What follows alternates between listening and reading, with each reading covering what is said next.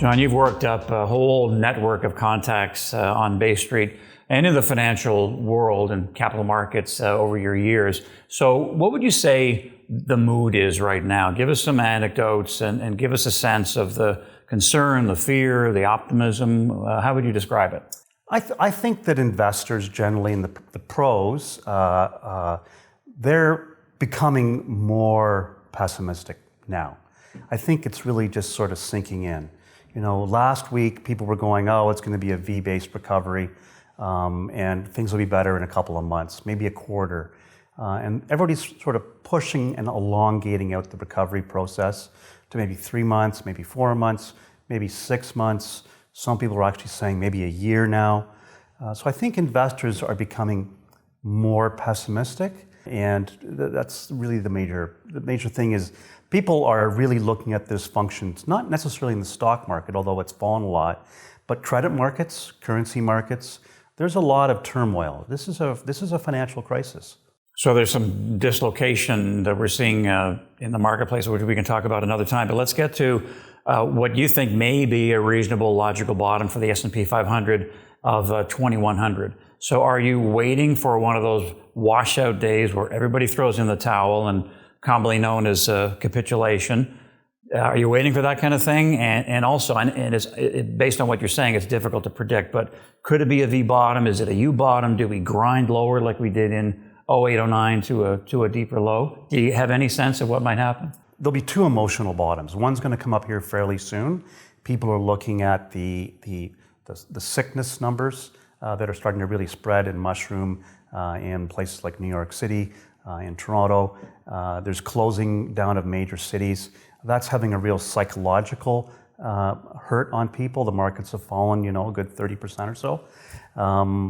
I think that if you go back and look at what happened in 08, 09, you saw some really severe damage in October, November. Markets really ultimately hit their low in March. And that was really the second bottom. There's price and time in a bear market, and I think we're just sort of at a little bit of the price, but not all the price, and we probably need to spend a little bit more time working our way through it and finding out what the extent of the economic damage is going to be, and how long will that economic damage be, how much our earnings is going to fall down, how much government assistance is going to have to be provided to people.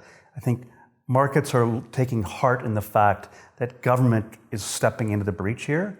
I think what markets haven't really adjusted for yet is that even though governments are stepping into the breach, we don't know the length of time until this problem is solved. So it's virtually impossible then to model and see through the economic impacts of COVID-19 to a place where it's safer to buy stocks, and essentially you're saying it's just too murky to predict right now. Yeah, I mean, right now we're seeing cases accelerate. We're only just really, as we spoke the last time, we're only just really beginning to test now. People are really only getting back and starting to take this seriously. There was a lot of dallying about the seriousness of this, which we thought was a mistake. I think that investors are really only now getting caught up. It's hard to model these things. I think it's reasonable to expect that it's going to come to an end, but investors are still optimistic, and we're just not there from a sentiment perspective yet. You're now holding 26% cash for your clients. Just curious, as a matter of course, what's the other 74% made up of in a general sense? We own businesses that are strong, durable franchises that people touch every day. So financial services, which is obviously taking a hit right now. But the banks went into this crisis in very good shape.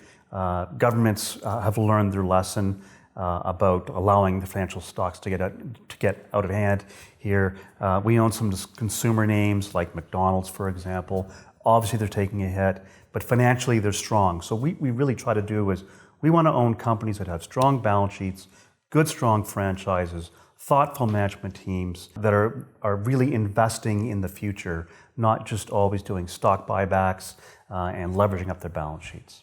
And are you nibbling away at anything, any stock, or are you still waiting? In January, we built a spreadsheet. We took earnings down by 10, 15, and 20% and said, where will we buy these stocks?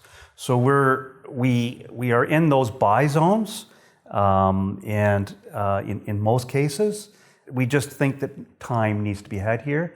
And so that's why we're really actually pretty excited. Obviously, we're concerned, and we're not insensitive to the major dislocations that families are going through, but we're excited because we think we're going to get even better bargains.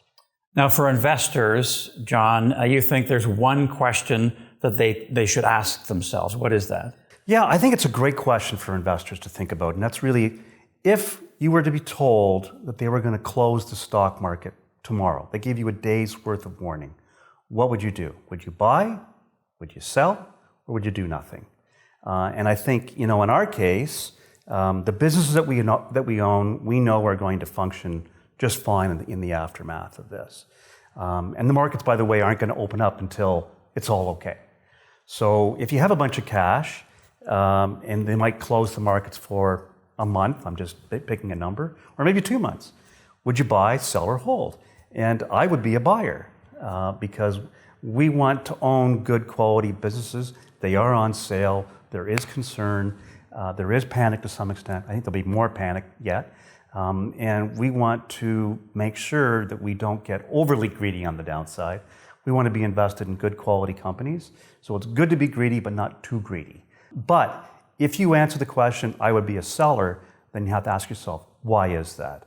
Do you not have enough cash? Were you overcommitted to equities in the first place?